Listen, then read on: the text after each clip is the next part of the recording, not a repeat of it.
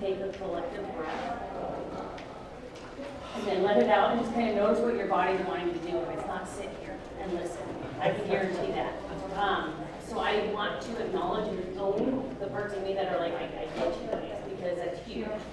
How many of you have had mental health interactions either directly or indirectly through work, personal experiences?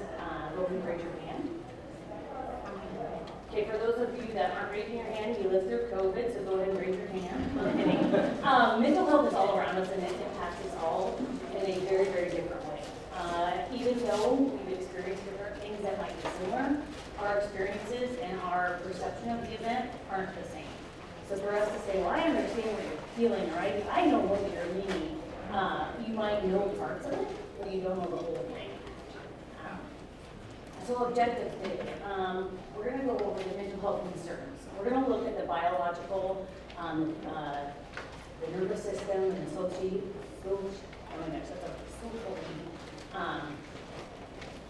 impacted parts of your mental health. We're going to look at the negative influences of mental health, both for teens and adults. And then we're going to take some looks at like different interventions that you can do and what's worked for you guys and what hasn't and how we can brainstorm around that. So first off is the concerns. Before I jump in, it's important, like what do you guys see in the roles that you provide as concerns of mental health? And I'll just take like 4. Yes. Specifically like the lack of resources for you. In the state, I work with the youth mental health research program, and it's hard to find just resources in general or higher levels of care, things like that. These places for these kids to go in these states, and so that's a big barrier. That's huge on so many different levels, for sure. Yes. Parents who have untreated mental health concerns. And I'm a parent, and when my kids are like, you yell at me, like Louie's mom yells at you, and I'm like, oh, I do, and then you sit with that discomfort, and you're like, I am not a bad mom. You know, so that's very true to look introspectively, yes. Kind of going off of that, just like parents regarding sort of barriers to their child's mental health. How's your relationship? And they both look at each other like, all right, that's where we're starting off. What has been working for you guys, or what have you seen like that they're currently being addressed and you're like, oh, that's kind of working? Anything in your areas right now? Yes. Well, I work closely with the therapist, and I work with youth and family. Okay. And I work with both the parents and the child. And so I will go either into their home or they will meet me in the office when kiddos in therapy. This summer, I am trying to take my youth out of the home for about an hour and a half, and spend some one-on-one time with them. And that way, they're not just dealing with the therapist, but they are also, they can talk to me about what they're afraid to talk to with my therapist. That's 100%, and that's huge because you definitely have to have that community around you that we work with, whether it be, they always say mentors or things like that, but somebody that they can go to and be like, oh my gosh, my mom's just tipping me off, or like my friends, like there are some things that teenagers and kids go through that I'm like, what are you talking about? Or like, you don't know, I'm like, well, I have an idea, but I'm hoping I'm wrong, and then I'm not, and then that's terrifying. Okay, but I know my kids need somebody else, so that's huge. That's fantastic. Yes. I understand what you're saying about needing that community around kids to find out who they'll talk with. Sometimes I have a concern about how those conversations go when they're untrained adults. Yep, and the boundary setting and the safety precaution. Sometimes it's just adding fuel to the fire if you're not kind of, I can appreciate that 100%. Okay, so I love talking about the brain a lot. I actually have a fake brain in my office that the kids are like, was that? I said, that was a client that did this. And they're like, really? I'm like, no. That's very unethical and they would fire me. But it's really funny to see their reaction. And then every time they come in, they look at my shelf and I'm like, it's still there. But before I go through some of the statistics, our brain is really cool. So as a human race, when we were created, the way we survived was inclusion. If you were part of a group or you were part of the majority of society, you survived, whether it be getting food as a caveman or different things like that. When you started to change and like alter things and you kind of like were rejected, that's when you became a vulnerable suspect and usually didn't survive. So what I like to tell the kids is like you have the part of your brain down there, which is your brainstem. That's your survival. I call it the lizard brain. So like basically it's your fight or flight part of your brain. It doesn't integrate any of your higher functioning thoughts, emotional, location, anything like that. And then as we developed as humans, that part came over that part to be the higher functioning part of your brain that can integrate different charges and different perceptions and different information that you've been able to integrate. But when, and I'll go over the threats later on, when a youth, adult, a person has a experience with a perceived threat, what our brain does is it shuts off that higher level and goes back to survival. And how I like to compare this to it is like if I was crocodile, well not crocodile, crocodile, then I would have the accent, but I can't do that. So you're on the safari and you see an antelope eating the grass moving along, and then you see a lion, and the antelope already starts to feel like, oh my gosh, something in the environment's shifting and changing. I have two options. I can run away, try and survive, or I can freeze and just accept fate. Well, of course, the antelope runs. And then as the lion gets closer, it realizes, shit, I can't get away. So it fakes a death, actually, they faint. So the lion actually goes back to get their pride and comes back to get the antelope. Well, the antelope then awakens and runs away, so it survives. So in every perception of an event, we have two reactions that we can do. We can freeze or fight. And I'll go over the nervous system thing too. But for our kids, when you're like, why aren't you running through the school? Or why are you doing this? And their brains like, they look like they're not listening to you, and you're like, hey, and they're not able to think of an answer. And so I'm going to give you like different ideas and things like that to help integrate different thought processes and stuff. Our brain can process 11 million bits of information every second, but our conscious minds can only handle 40 to 50 bits of information per second. So what's the temperature of the room? What's the smell? What's the touch? Different things like that. And they're always perceiving, oh my gosh, the person next to me is sitting really freaking close and I get a little bit of breath on my shoulder. You know what I mean? And whatever is the biggest like challenge for you is what your brain's going to pick up on as like the perception of the threat. Along with the brain, we have these really cool energy fields around us. And if you're like, nah, I don't have that. If you walked into Walmart and felt, oh my God, what is happening? I want to leave here as fast as I can. Y'all got that, okay? We're picking it like, this is the one time I'm gonna use the word physics, because I hate math. But physically speaking, we are destined to move towards the highest frequency of the molecule. So if a baby's crying, you don't just be like, that kid's cool, you try and comfort it, right? And when you're rocking a baby, you don't lay it down halfway through calming it down. You make sure it's regulated and then you lay it down. Just like that, we can pick up on different people's energies. So you hear a kid screaming 4 aisles over, and you're like, that's not even my kid, but I want to go help, or I want to rescue it, or like, I just want to leave. We're picking up on all that. And you think of how many people you guys interact with every day. Like, you have a kid come in, and they're like shut down, and you're like, oh my gosh, like, I just felt like I hit a brick wall. Or you have that kid that's like spiraling out of control, and is yelling and kicking, and you're like, I'm exhausted even thinking of like the next intervention that I'm going to do. It's because our energies are picking up on each other. So, the senses. This isn't a trick question, but kind of is. How many senses do you think we have? 6. Close, but no cigar. 5. Oh, well, yes. Yeah, we have the guarantee 5. You're correct. 8. We do have 8. Dun, dun, dun. So you have touch, taste, obviously hearing, smell, sight. But wait, there's more. Please remember who he is. Okay, thank God, because I'm dating myself if I get him back. Obviously, senses continue. So you have your vestibular, your proprioception, and I'm going to break that down, and then your interoception. So you guys will have a handout in your folder about interoception. But vestibular is like the perception of our bodies in relation to gravity. Like when you're on an elevator and it ends and you're like, ooh, and everybody's like, good. Or like when you're going on a swing and you can feel that. Or when you lay down and then sit back up. It's your body's ability to feel that and then change. So proprioception is a sense of like your moving body parts and how much strength. I use my 11-year-old as an example. He's a big kid. He's almost as tall as I am. His coordination isn't quite there. So he will be walking and just plow his sister over, and I'm like, Jackson, Holly was there. He's like, oh yeah. And I was like, every time he gets close to me, he knocks me over. He's so unaware of his body.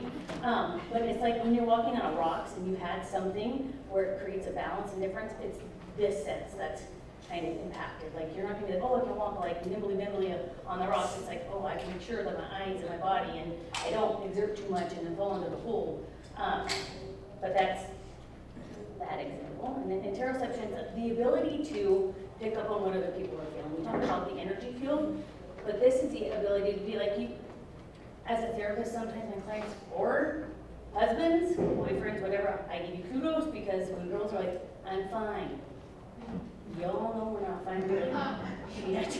Like, how do I approach this situation? You know what I mean?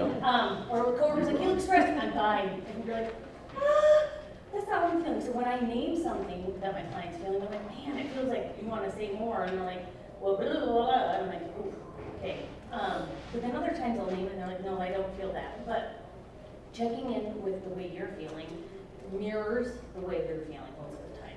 So if a kid's like, I'm not hungry, and I'm like, dear Jesus, then what are you? And they're like, oh, I just want a snack. I'm like, that's not hungry? And they're like, maybe. And I'm like, okay, let's talk about that because I heard your stomach growl. And they're like, oh, okay. So helping us connect the brain all the way down to our body is huge because it allows us to process everything that's going on inside and outside. So when I talk about the 4 major threats, the physical safety, incongruence in the environment, perception of the unknown, and should and unmet expectations. I'm going to go through them one at a time. So what a threat is basically at the moment of perception, there's so much that our brain can't process, like in a funnel, that it becomes overwhelmed and it shuts down and goes into survival mode. So when you've been in physical pain, you can't tell me, oh, I was having a discussion with it, and then you stub your toe, and then you remember the next word that's going to come out of your mouth. No, you're like, holy crap, my toe isn't even attached to my body right now. Or if you're in a car accident, a lot of times you don't remember things leading up to it. It's because that physical pain overtakes, kind of hijacks your brain. Incongruence in the environment, like, oh, home's safe. Well, as long as dad's not beating mom. Or home's safe as long as we have lights on. Or my friends are a trustworthy group if I do what they want me to do. So there's that mismatch information. How many of you love unknown? I'm going to be like, hey, got a new task for you. No idea what it is, but you're going to nail it. I'm going to be like, sign me up. I hate that stuff. People are like, I got a surprise for you. I hate surprises. Even if it's pleasant, don't want a surprise. Say, I got something pleasant for you. Like, okay, cool. Or if it's like, well, we'll just wing it on our trip. And I'm like, yeah, that's great. Like, we can pick a different gas station and stuff like that, but I kind of need like a road map. Because we're not going to go to another state and have no idea where we're going to stop. Right? Like, cool for the adventures, but like, what if we get 40 miles away from the gas station and we have 30 gallons? Or however, you're not enough gas to get, I don't really have gas. I'm very thankful for the light that comes on and says, yo, you need to fill up. Should and unmet expectations. How many of you have ever been like, oh, should have worked out this morning, I feel like $1 million. Or like, oh, I shouldn't have ate that, I am sexy.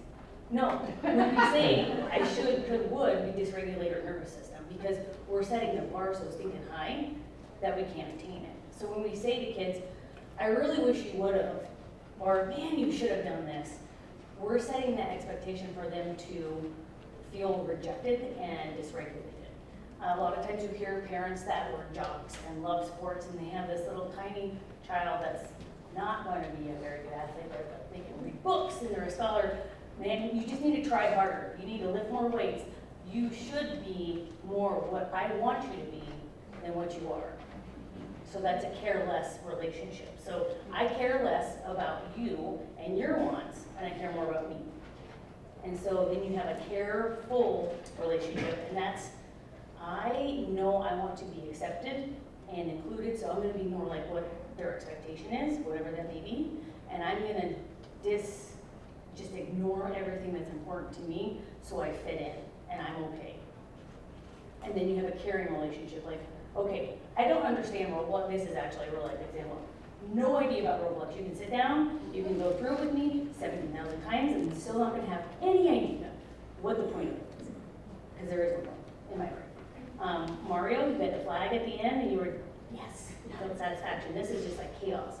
And they're like, you died, and I'm like, oh, so then you're done? And they're like, no, we come back. I'm like, why? Why is there more? They're like, because. I'm like, well, why do you have a cat floating over here? They're like, it's my pet. I'm like, this makes no sense. But sitting with them in their high helps me integrate what's important to them on their value system. I could spend a whole day on value systems and the duality of charges and stuff like that. Like, I really like that stuff. But what happens is when you have a kid that has that careless or that careful relationship, that anger starts to build up. You're not understanding me. You don't give a crap about me.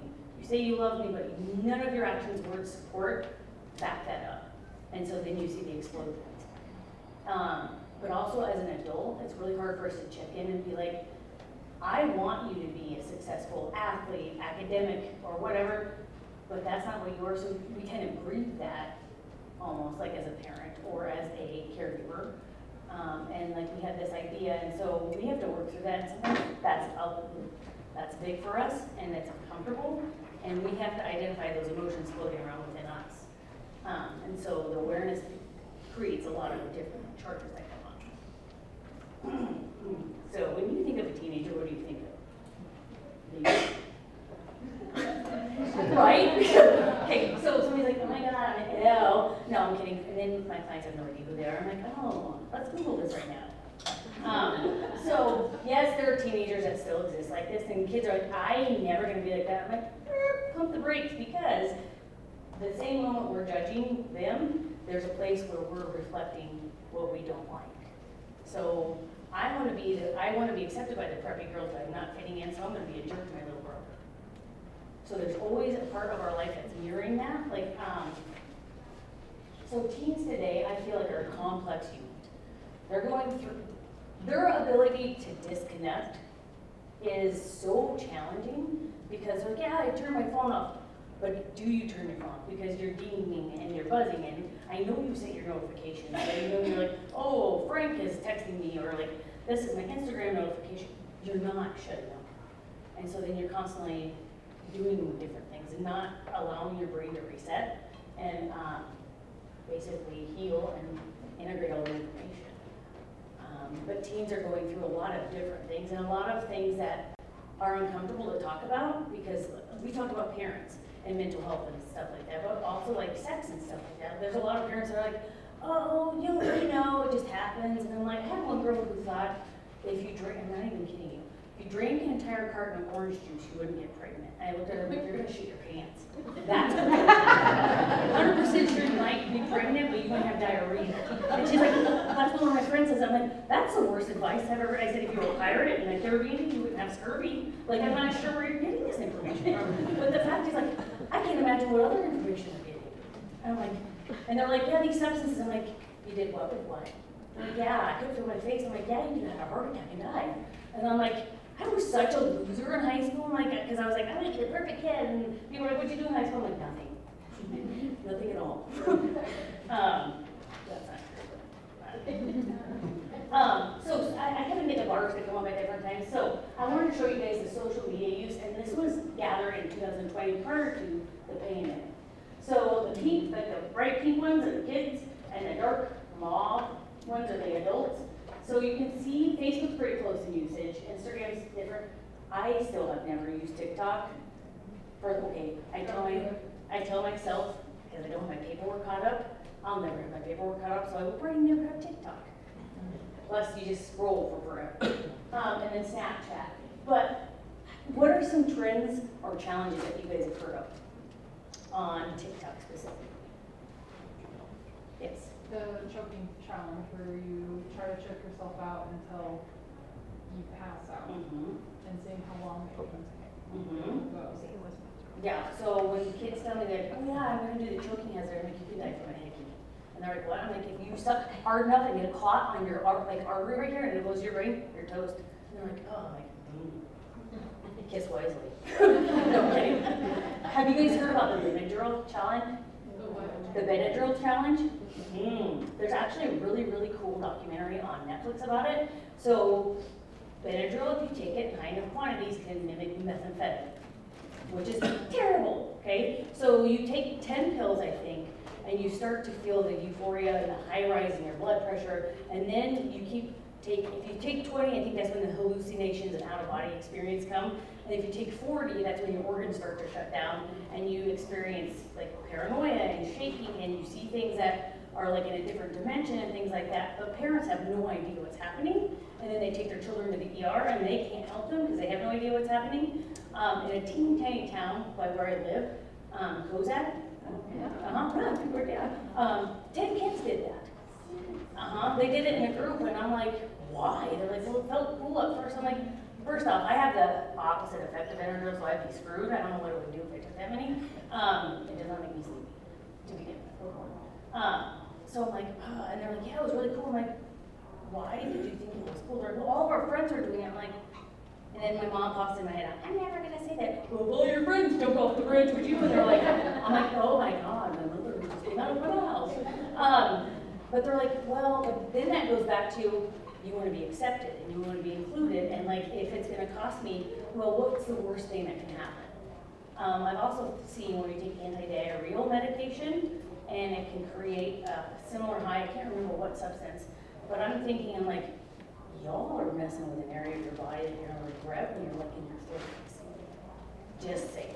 But there's schools that had like a TikTok challenge where you would go into the bathrooms and vandalize it, or like steal projectors and stuff. I'm like, what is a high schooler gonna do with a projector? I'm like, come over and watch this lit movie. I got a projector screen. No, right? Yeah. Try the blow good where you dry your hands, they would rip those. Yeah, like. What are you gonna do with it? Yeah, what are you gonna do? You walk out of school, you're like, excuse me, I'm taking this home for my mom, she needs a hand dryer. No. But like all of these different things, and like they seem absurd to our brain, but for these kids, they're like, oh, it's hit a dopamine. It's like, oh my gosh, maybe this, and it's crazy. So what can you do? What I tell people, and this sounds like you're gonna be like 5 for a moment, but when you feel something big, I always tell people name it and you contain it.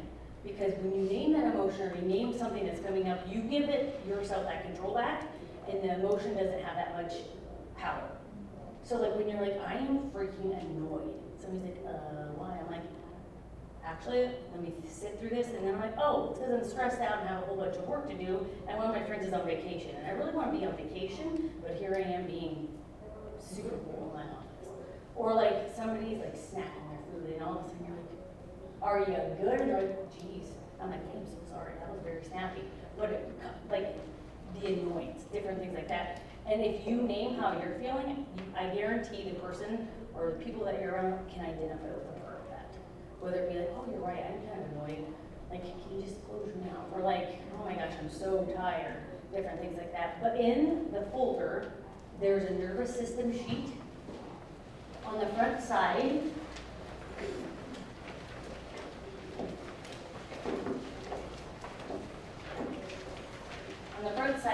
it does the different sides of your nervous system. So you have the hyper-aroused, which is a lot of times I compare to those kids that are running around and screaming and like they're like, just calm down, they're like, F you, and you're like, oh, all right, that didn't work. And then on the other side, you have those kids that are perfect kids. They're quiet, they're obedient. Which one do you think we have to worry about for problematic behavior more? The one that are hyper or hypo? Hypo. Why? Hold it in. Bills, There- marriage after other people. There's a saying that I use, the more you repress, you're gonna express it tenfold. Yes. So when my daughter was kindergarten, she had to ride the bus. It was a long day. She held herself in check, she was perfect all day, every single day. Every single day she came home and had a total meltdown, crying, kicking, screaming, and stuff. I just got goosebumps because it's so true, because like, not only are you her safe zone, but like, she gets to decompress all that stuff. It took me a while to figure out what was going on. Mhm. She had to completely just cut, I don't know, but yeah, she had a total meltdown. Well, you think of all the expectations that are placed upon students, like you need to get good grades and pay attention, you have to sit still, like, all my coworkers can tell you, I suck at sitting still, like, I can do it for a while, but then I have to a lot. But what you want to do instead of saying calm down, because it never works, is you want to do what's called the dance, the regulation dance. You want to have 1 foot in dysregulation and 1 foot in regulation and awareness. So, oh my gosh, I'm so tired, I don't know what I need to do. Drink water or something out of a cold straw and let it hit the roof of your mouth, and it'll bring your brain and nervous system back into awareness. Chewing something crunchy will help bring yourself into awareness. And that's what's on the backside, is a whole bunch of different things that you can do. You know, like when people are swaying and stuff like that, that can help them regulate and stuff like that, because you're connecting both sides of your brain. My mom hates it when I'm bored at a meeting because my leg goes, and she grabs it, I'm like, don't do that, and so then the other one will start, she's like, ah! I'm like, you're clicking your pin. It's the same thing in just different forms. But so, yeah, this is a really good tool just to kind of see, and it's not all inclusive, like there's way more things that you can put on it, but just kind of a good start. But I also tell people to show up as you are, because when we show the kids or the other providers that we're human, and we can admit that we're not perfect, and we give them that space to be who they are, you have no idea what you just created. You've created a space where they're like, oh, I can let down and be myself. And I can trust that, like, maybe we can, like, experience different things together, and I don't have to be a certain way, and I can just be who I am. So those are some things that we can do. I also think it's important just to kind of check in with your coworkers and stuff like that, to make sure that you guys are working together as a team to support each other. I'm ready. Chris, would you like?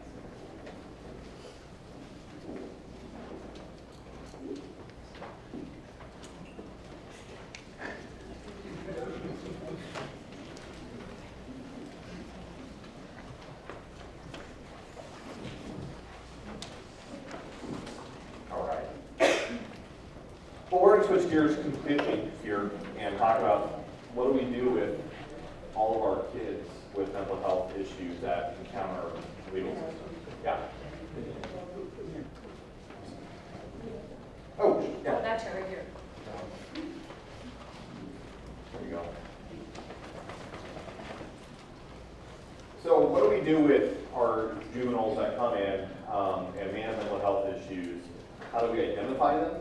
How do we screen them appropriately? And what do we do with them? Is juvenile court the best option for them, or can we do something different to try and keep them out of the court system but still maintain their needs? So I'm curious, I guess first of all, let me introduce myself.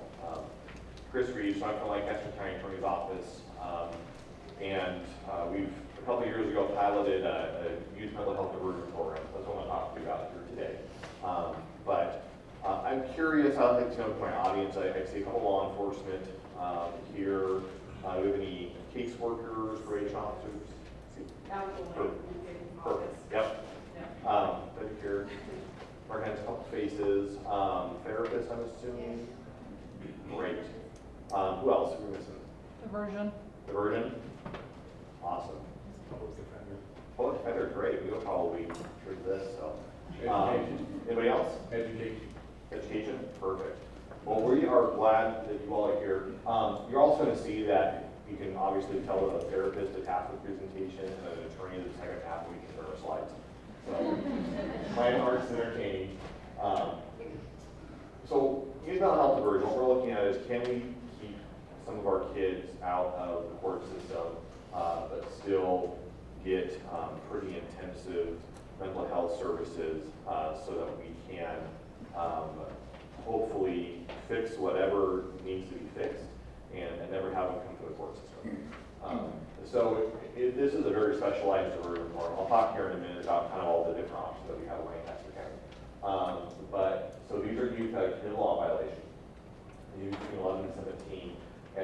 we screen them, we do a screening process for mental illness or co-occurring issues, or if they have, verifiable diagnosis that'll be in, or if the current allegations can be correlated to mental illness. What I think we have seen is that we get a lot of kids on what seems like pretty minor law violations, shoplift, maybe some disturbance, criminal mischief, trespassing, but once we do our assessments of them, and by we, our diversion office does them, we're uncovering pretty significant mental health issues, and what we're seeing from law violations is just the tip of the iceberg. And so those are the kids that we are trying to really get into this program. We do certainly have other kids that obviously law enforcement are called out on pretty significant crises during that mental health crisis, and those will come our way too, and we'll screen them for that program. So this is kind of why we do diversion. Lancaster County, our office, we have a goal of diverting approximately 85% of our youth from the juvenile court to diversion, or just not involved in the court system. So we have a variety of different programs that have been developed over the years. But these are some of the things here that we're looking at. Probably the biggest issue that I ever benefit that I don't have is reducing recidivism.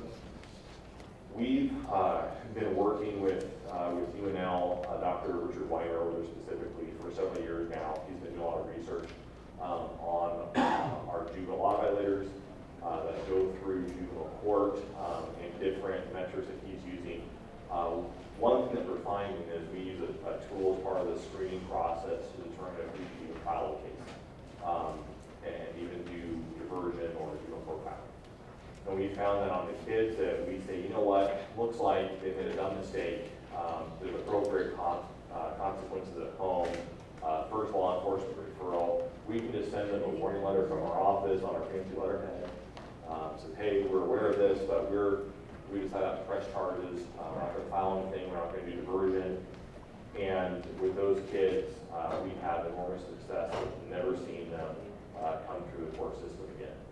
And the hope is that, or the thinking is that if we were to file on cases that we very well could, or even some diversion, just that contact with the system very well likely could cause them to create or engage in more law violation behavior down the road.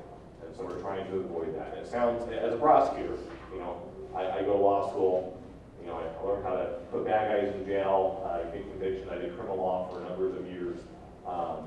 Did a lot of sexual assault prosecution for several years, and was really dangerous people behind bars for a long time. That's kind of been the goal with some of those special dockets that we have. But with our youth, those contacts with the criminal justice system, for the most part, aren't going to be beneficial for them. And so if we can keep them out of it, as maybe as crazy as it sounds, we're seeing better luck with never having to actually come through the juvenile court system again for citizens. So that's kind of my big plug of why we do diversion, why we do programs. But there's just a lot of community supports and providers that help us with these programs that really can intervene in these kids' lives. So with diversion also, we're trying to match the risk level with these kids. So typically we're looking at minor offenses, low list for future reoffending, and again, reducing recidivism. And if they're only at a caution level, they fare better than those that actually are referred to diversion for intervention. Sometimes we get more serious cases. We're probably going to file on those. Typically, if we have guns and stuff involved, we're going to get some interventions. But we're really trying to capture the kids here that the risk level is such that we really can intervene. So this is kind of a little graphic here. You can probably catch up with some more recent numbers. There's a couple of interesting things here why I point this out. So the green bar probably isn't super cool with this, but that's our child abuse. For those of you kind of versed in our statutes, 3A is the part of the juvenile code that we always reference for the child abuse and neglect cases. But the law violations, you can see they're super high back in 2015. They really been down COVID, and they're starting to trend back up. But what we're trying to do is try and get those numbers for court filings down, get them below, especially that 700 number, and keep them that way with some of these programs. And mental health diversion is a fairly new program for us. We've been doing it for a couple of years. And we're still tweaking how to fine tune it, still getting ideas of what to do. So we're hopefully heading in the right direction. Blue is the truancy there. You can see that. We did in truancies during COVID. Now we're seeing our truancy numbers just skyrocket. The only thing I can come up with is anecdotally, it seems just the anxiety of going back to school has really become a barrier to kids attending. So for the referral process, those that are kind of here this morning for the truancy diversion stuff we're talking about, it's kind of similar. But we get a referral, typically from law enforcement is how it's going to come in. There can be some crisis intervention that's just kind of done immediately, trying to stabilize things. It could be taken and used to the hospital if it's that severe of a crisis, or some other community interventions. Otherwise, law enforcement pros will come to our office, and then typically going to be sent over for screening. If it's a kid that was looking at being detained by law enforcement, the state probation office, most you probably knows, they do their screening to decide if that kid will be lodged or not. If they decide not to lodge them, some detention alternatives, we have our pre-adjudication coordinator called PACS here that our diversion office also has that part of it, where they will supervise those youths until they're adjudicated. But for all the other kids that we're not looking at detaining them, they're just coming in on straight referral, they were released to their parents. Those charges come in, they're going to be screened to see if they're eligible for a diversion program. That's going to be looking at things such as their history, have they been through diversion before, even if they haven't been through diversion before, if it's been a long enough period of time and kind of a charge, they might still be eligible for diversion. So we go through that, and then if it appears they're eligible, they're going to be sent over to the diversion office for assessment. And so that's where we have the Nebraska Youth Screening Tool. How many are familiar with that NYS? A couple people here. We found a lot of success with that tool. That's the primary tool that we use to determine if we should just send a no-charge warning letter out for a first law enforcement referral, maybe something in a second. And the research that we have on recidivism shows that tool is actually really effective in figuring out the population of kids that we can simply no charge and never see them again. Yeah. Who scores the NYS? So she's actually sitting right here. Lauren Sir, she's from our human resource office, our diversion program. She's the one that does that scoring for us. So do the reports go to diversion initially or to your office, and then you distribute to diversion, and then they run the NYS, and then they determine which route to go after that? So the police referral is going to come to our office first. That is going to get kicked over to diversion to screen. They will then send us the summary. They'll send us the actual NRS scoring. Laura will put recommendations in there if she thinks it should be one of our diversion programs. We'll talk about here in a minute.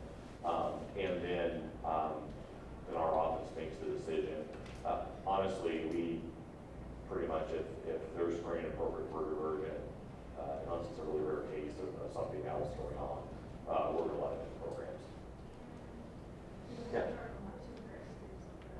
I do know charge a lot too, so. The assessment tools, are they screening for mental health issues, learning differences? That is a great question. We'll get to that here in a minute. Because we do the NYS, and then specifically, depending on kind of where that's scoring, the board is probably going to do the Mason 2, if you're familiar with that tool. I have what it means here in Minnesota.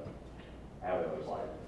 It went off my head. So we'll do some further screening for mental health and see what's going on. So with that assessment there, kind of top box, we can, it gives the screen as, hey, they're appropriate for a no-charge warning letter. That means we're declining prosecution, no diversion.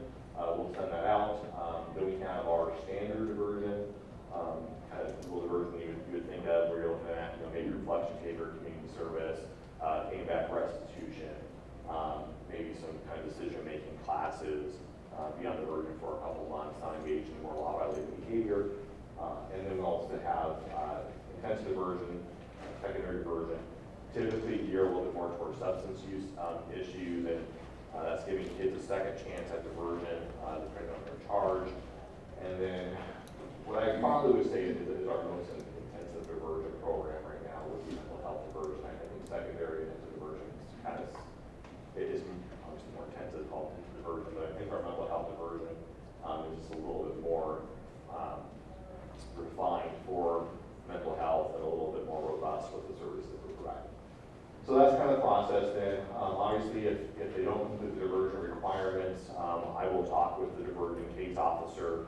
We usually collaborate together because that should be referred back to court, or if it's like, well, they've kind of done enough. They haven't successfully completed, but we don't think court's going to be a good intervention for them. If it does go the court route, then obviously, life can be put on probation can be revoked. There also could be the issue of detention, out-of-home placements at group homes, PRTF level care, the YRTCs, they're most restrictive placements.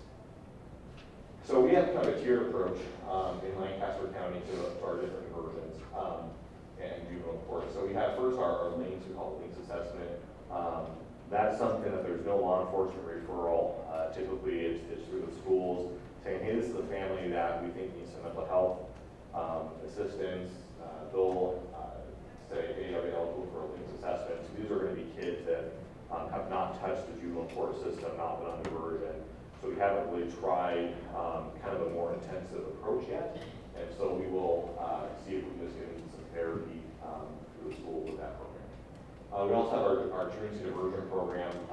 Those are pretty much going to be kids where we're just looking at school attendance issues. Don't have law violation or like substance abuse or mental health concerns. So it's not as invasive of a program, not as structured, but still there's a lot of good for those kids. A couple of things in the middle here. We have one program called Project Restore. Those are really for disturbances of fights at schools to try and do a restorative justice model with those programs, or with those students, excuse me. And so we get those done really quick. Typically within a day or two of the incident at school. Law enforcement sends us over a Project Restore referral. I'll check it, make sure they haven't been through any other diversion programs or otherwise meet our criteria. And then if it does, it goes to Restore. They'll get contact with the mediation center, get that set up, do restorative justice practice. Then that's the end of it. I never touch it again. So there's no juvenile court filing. It's not even an official diversion program. It's going to make them ineligible for other diversion programs. And kind of being a little bit more focused here, we have community-based diversion, regular diversion that we talked about, a little bit more intensive than our intensive or secondary diversion that we have that is more geared towards substance abuse and kids that have already completed diversion once, but it's been some time, relatively minor offenses, and another MIP, their second one, we'll do that. Then the mental health diversion, probably our most intensive. We're going to be looking at doing assessments, therapy, co-term evaluations. Maybe there's even some short-term treatment programs that we're looking at setting up for that youth through that mental health diversion program. So that's really what we're focused here and trying to figure out all these kids that Miranda's talking about that have stuff going on in their brain, trauma, whatever, mental illness, substance abuse use that is kind of really what's going on behind the law violation. That's kind of the manifestation. What do we do with these kids? Can we throw them in juvenile court in the system? Sure. But is that going to be the best approach? Maybe not for a lot of these kids. Because it's just going to get them more involved in the system. They can be on probation for a long time, just get overwhelmed with that, just fed up with it. So we try and do this intervention. But obviously then, if none of this is successful, then juvenile court is kind of the last option that we have here and going to be the most invasive in life. Question. Yeah. What's your redirect rate? I don't have the exact number off the top of my head. I was actually thinking about that. Like I probably should have pulled those. I want to say maybe 20–25%. It may not even be that high. I think our mental health diversion so far is pretty low with those kids. That's good. Is there one individual that tracks this process for youth, or is it a collection of people who are working with that individual young person? In terms of like, where they, like, which. So program when they're they, getting if they into? cross multiple paths in there, is there one person who's aware of all of the circumstances happening with the youth, or is it when they hit each place, it's a different organization, a different group, a different person? Yeah, really, I think it really just depends. With law enforcement, you might have an officer go out there who's familiar with them. You might have an officer who's never had contact with them. Depending on if they've been in therapy before, maybe there's some information there. When they come into our office, hopefully we're at least able to look at, not only in Lancaster County, but statewide, if they've been involved in the juvenile court system. Our diversion office will have all those records too. They keep the prior assessments, so we're kind of aware of what's been going on. And we've had the same group of people working this program now, which has been really helpful to have that kind of Continuity. continuity. Thank you. So, Thank you. yep. All right. So first screening process. The very first thing that I decided is we even have evidence to support prosecution. Obviously, if we can't prove a crime was committed, ethically, I can't say, well, they probably did it. I can't prove it. Well, let's do diversion because we probably should do something. Ethically, I need to be able to feel that I could prove it in juvenile court to even do diversion. Then, obviously, it's a best interest question here. Do we even need diversion? Do we need juvenile court involvement? If our screening tools say we don't, we're looking at this, this is something we can do a warning letter. We'll send that warning letter to the parent. And then we're looking at diversion eligibility. Here's they're eligible for diversion. So we'll do that screening again. So the first screening that Laura's going to do is our Nebraska youth screen.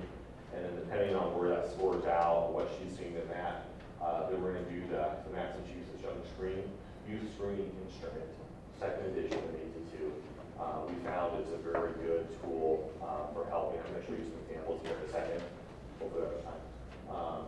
So that's kind of what we do. So the NYS screening tool, these are all the different categories that we're looking at in that we're talking to. So the diversion office actually is going to set up a meeting with parent and the juvenile. They're both going to fill out these forms, get parents' perspective, get the youth perspective. We're not asking them about the facts of the case. We're not trying to get them to make any admissions or anything like that. We're simply just wanting to know this history so we can make an appropriate assessment. And then, depending on the scoring, we might administer this meeting too. So that's kind of from their website, what they say it is. The behavioral health screening tool for juvenile justice correctional facilities. And then it is scored on 7 scales here. So those are all the scales that we're looking at. So as you can see there, it's going to encompass both substance use issues as well as mental health. So we have that co-occurring aspect to it to hopefully identify those kids. The main is what we really rely upon to try and determine, yes, this is a mental health issue. Especially if you have a kid on a shoplift. You're just like, kid's stealing. Maybe you went to Shields, took some clothing. We see that a lot. Shields seems to be like our #1 referral for theft cases. So this is a tool that we use. So again, diversion assessment specialist, so that's Laura for us. She detects the mental health concerns during that Nebraska youth screening tool. And so that's one of the things I'll flag with AZ. Also, on our referrals that we have from law enforcement, they will indicate on there if they think there's a mental health concern. So that's kind of the other area that will really trigger us to screen that. I don't know, honestly, if that is a kind of a statewide thing or if it's just on our referral form we get from law enforcement that they can indicate that. And so then mental health diversion, kind of our big 2 criteria here. If they score at least a 7 on the NYS, and then if they're at a caution level, at least 2 of the scales on the BZ.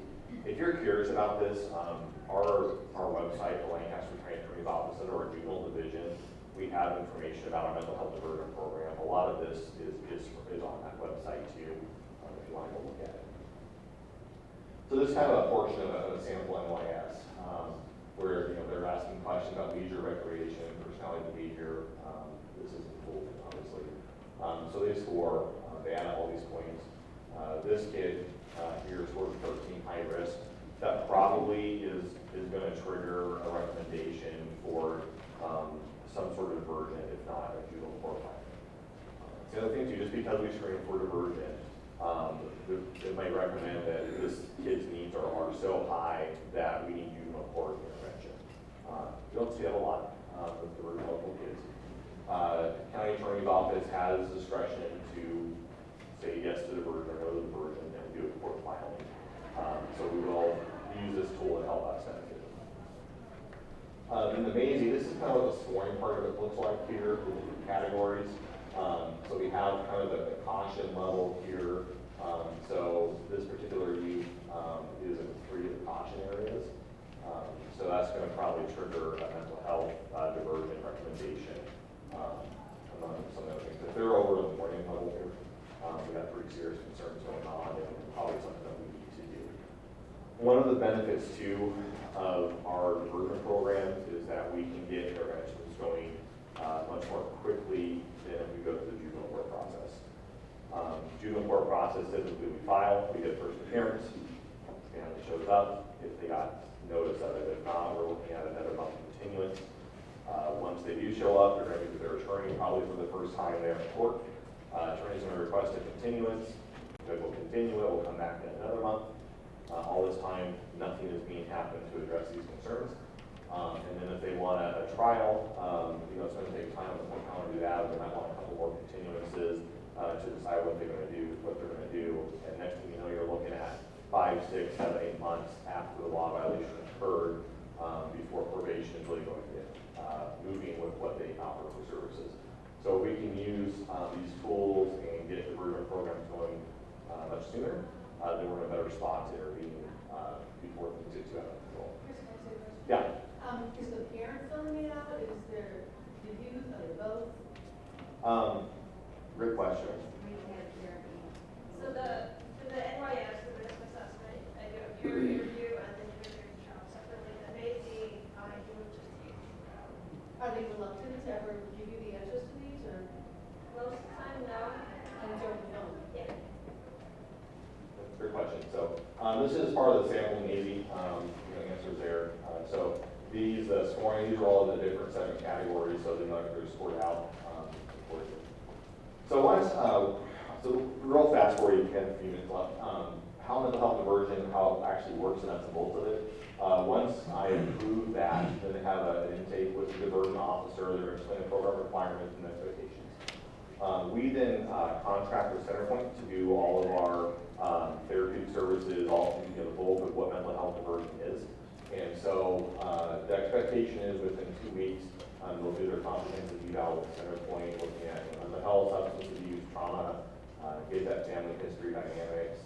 And then out of that, there might be more recommendations for more specific type of evaluation, maybe a trauma assessment, maybe a bigger substance abuse assessment out of that. So that is how the program will start. That's the expectation the first 2 weeks is to get that mental health evaluation components done. After that, then CenterPoint's going to work to create that recovery plan, identify the treatment needs, all that information up there. That'll be communicated with the diversion officer so they can then finalize the plan. So the plan kind of has 2 big components. The first is that mental health or substance abuse and treatment requirements. That's going to go coordinated through CenterPoint. They're going to be running that, getting services set up. It seems like we're having more and more kids that are needing to actually look at pretty intensive mental health or substance abuse to the point of even sort of short-term treatment options for them. Then we also have the law violation requirement. That's kind of more the accountability piece for their action. So online course, collection papers, can do some victim offender mediation, kind of restorative practices, restitution, those sort of things. So that's all going to be in their plan to be able to get substance diversion. Question. Yeah. If you've got a family that doesn't have insurance and they can't afford it, how does it get paid for? We have grant money that pays for it. So yeah, that's how we're doing that. I think we're going with insurance first, if they do have it, yep. I'm going through insurance first, and then, we have sort of federal grant funding to pay for it, so. So we have, what we kind of, this is kind of a more new thing, that we're trying to do is kind of break this down to a phase approach. First phase here, you see the information there, that initial intake evaluation, you know, we don't expect perfection, obviously, we want to see improvement, we're trying to change behaviors, change thinking patterns, so that's what we're looking at there. To complete that first phase, we get 4 to 6 weeks to complete it. Phase 2, is 8 or more weeks. I think we're still trying to figure that out, the exact length on that one. That really is going to be dependent upon the recommendations for the therapy or the co-occurring treatment piece of it, and how long it's going to take. We are going to expect if substance uses are an issue to establish negative drug tests with treatment. You know, we understand it's going to take some time to get there. And also, complete all the law violation requirements. There's typically 2 or 3. So, you know, restitution, reflection paper, maybe some online course on decision making. And the last phase here just kind of is this transition to aftercare, so you can establish ongoing therapy when the burden plan is completed. So, this plan is going to take longer than our traditional diversion plans are. There's a lot more to it. It's pretty intensive, but we're trying to really capture that can use this intervention so that we don't see it in the court process. We have plenty of kids, I have plenty of kids on my docket that, you know, they've been in juvenile court for 4 or 5 years, they're like an age out, and we're just at a brick wall with what we do, unfortunately. Makes me wonder if we had this 5 years ago, maybe outcomes would be a little bit different. So that's all we have. I appreciate everyone's participation in this. So if there are any questions for either myself or Miranda? Yeah. So, obviously diversion is voluntary, and some parents do not believe in mental health person. So have you ever had siblings say, no, we don't want to do this? Yeah, we have a couple that just say during the screening process, no, don't want to do it. And we'll come back, we'll file on it.